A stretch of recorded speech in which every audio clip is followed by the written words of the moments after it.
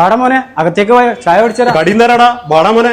വേണ്ട സാറേ, എനിക്ക് ഷുഗറാ. ഇവിടെ നിക്കണ്ട മോനെ, നമുക്ക് അകത്ത് കയറി വന്നിരിക്കാം. വാടാ. വേണ്ട സാറേ, ഞാൻ ഇവിടെ നിന്നോളാം, അതാ സേഫ്. എന്നാ മേളി പോയിരിക്കാടാ, വാടാ മോനെ, ചേറിട്ടരാ. ഒന്ന് സാറേ വേണ്ട. അതേടാ മോനെ, നിന്റെ നെറ്റിൽ വെളുത്ത മുടി. വാടാ മോനെ, അകത്തേക്കൊന്ന് പറിച്ചേരാ.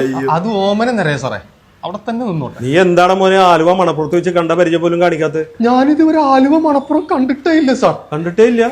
അപ്പൊ താൻ ഇങ്ങോട്ടേക്കില്ല അല്ലേ?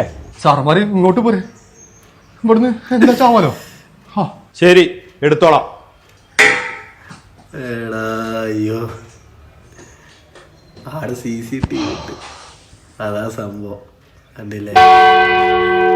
ഒറ്റ ചോദ്യമേ ഉള്ളൂ. ഒരു സാധാരണ വെച്ചാൽ അതൊരു CCTVന്റെ ഒരു ഇതാണ് കേട്ടാ.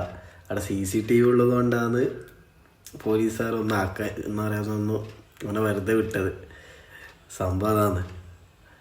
ഇപ്പം ഫുള്ള് സോഷ്യൽ മീഡിയ തുറന്നാൽ അന്നത്തെ പ്രശ്നമേ ഉള്ളൂ, ഇപ്പം കാണുന്നില്ല. മൊത്തം പോലീസുകാരെ ഇത് ഭയങ്കര മോശമായിപ്പോയത് കേട്ടാ. സത്യം പറഞ്ഞാൽ ഒരു മെസ്സേജ് വീഡിയോ കേട്ടോ, ഇത് അടിപൊളിയായി.